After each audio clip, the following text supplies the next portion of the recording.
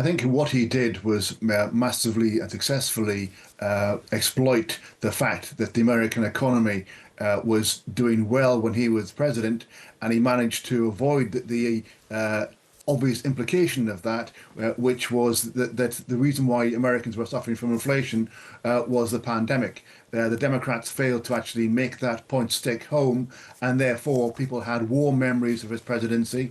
The Democrats also failed on their warnings about democracy, because most people had a memory of Trump as president where his bark was worse than his bite, and their assessment of that was that he wouldn't be as bad as president as people were saying he would be.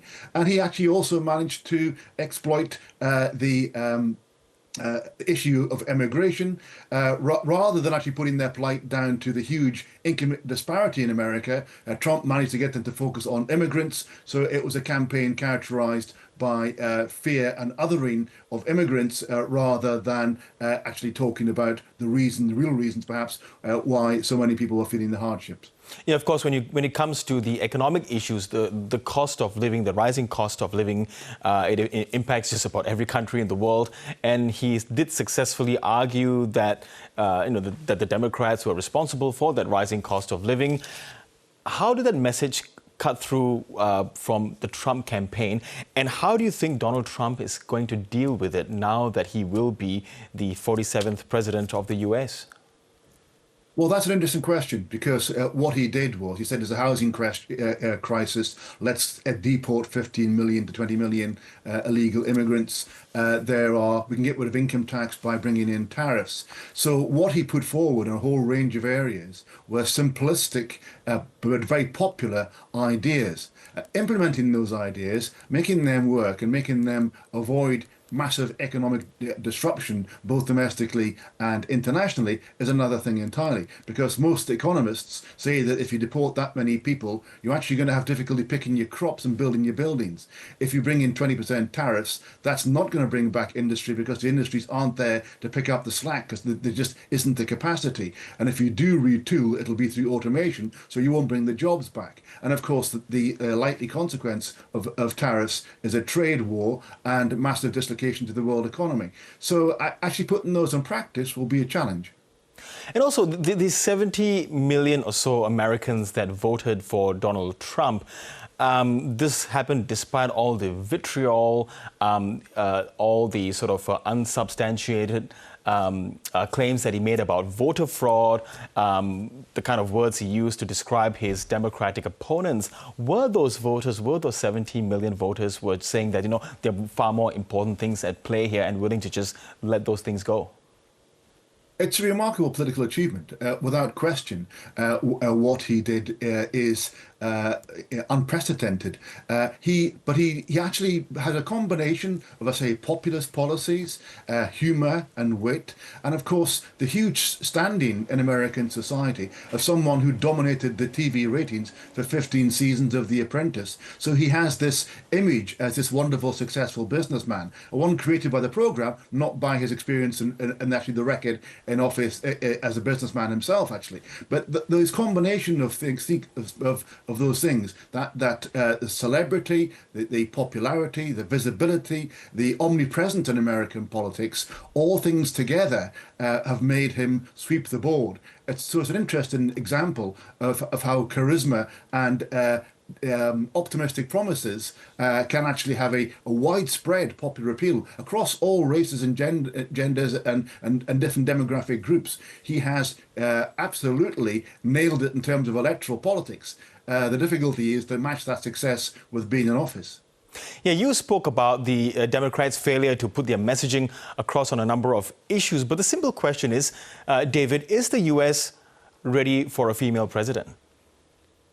I think there was a part of that. You heard vox pops of people saying we need a strong leader at this difficult time. By implication, that's not a woman. There was a bit of racism actually involved in that as well, from all racial groups, and not just from the obvious one. And I think there were also some failings on the candidate herself. I mean, Biden initially, when he took office, said he would go after 2 years. Had he done so, had there been an open primary, I think it's unlikely that Harris would have got the nomination. But the way in which he went, the time at which he went, and the way in which he endorsed his successor rapidly meant that they were given only one option. And actually, she failed to deliver an optimistic or a focused promise. She avoided detailed scrutiny on a variety of things. Of course, she had much more scrutiny than Trump did, but the rules don't seem to apply evenly when Donald Trump's concerned. But ultimately, she failed to offer a compelling vision to the American people in a way that would have allowed her to win power, despite the many, many failings of Donald Trump. David, there's something that I've been pondering for quite some time now, even in the previous election, that is the use of celebrity endorsements. There was an overload in favor of Kamala Harris. We had Beyonce, Lady Gaga, Taylor Swift, Jennifer Lopez. But was that counterproductive in the end from the point of view that celebrities are rich, they are famous, and perhaps those who are in middle Americans, low-income groups just saw that as this elitist group that is speaking on everyone's behalf, that they could not connect with those celebrities. So was it counterproductive?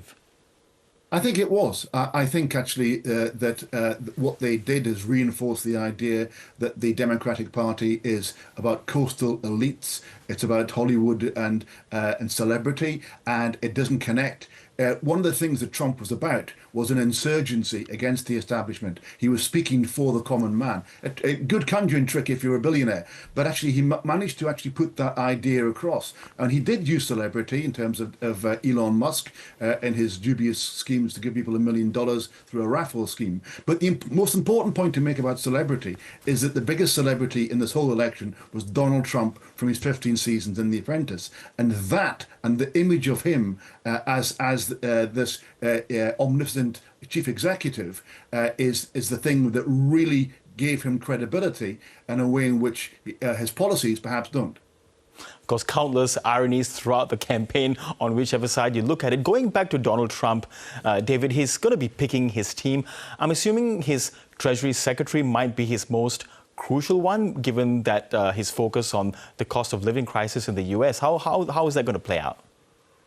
Well, yeah, I mean, there's a whole variety of things. And really, I mean, given the bag of contradictions that is Donald Trump's approach to things, he is somebody who could go either way in a variety of issues. So who his top team are, and that goes right across the piece, particularly Secretaries for Defense and Secretary of State for international politics, are crucial because there are many ways in which to go. For example, on China policy, he is both a hawk on China, and yet there are isolationist elements to his foreign policy approach. So who does he pick, and what does that mean for China policy? Who he picks has a huge impact on Ukraine and alliances more broadly, and the commitments that underlie those. And of course, on trade, whether actually the tariffs make it are more selective and are more targeted, or whether they are this universal tariff, is a crucial question. So all eyes on that team. Now, it's very interesting that he's talking about announcing that very quickly, which suggests that he's much more prepared than he was last time. Last time it took him weeks and months to start his administration because he hadn't really got much of a clue on what to do. But this time there are many forces in the background, particularly the Heritage Foundation and their Project 2025, that are actually ready to go with a whole set of team and a whole set of initiatives. So we can expect those to be enacted upon. But it really is a question of seeing which direction he goes to, and indeed how involved he is personally. There's some suggestions that he wasn't particularly energetic and attentive last time round. He was easily distracted, and there are suggestions this time that given his age, he will spend a lot of time playing golf and actually delegate work to others and have more of a ceremonial role. So really, how this administration plays in practice will have a crucial impact as to whether those particularly challenging set of initiatives come to fore. Okay, we will see how quickly things progress when he gets sworn in. Professor David Dunn, really good to get your thoughts. Thanks very much for your time. Always a pleasure.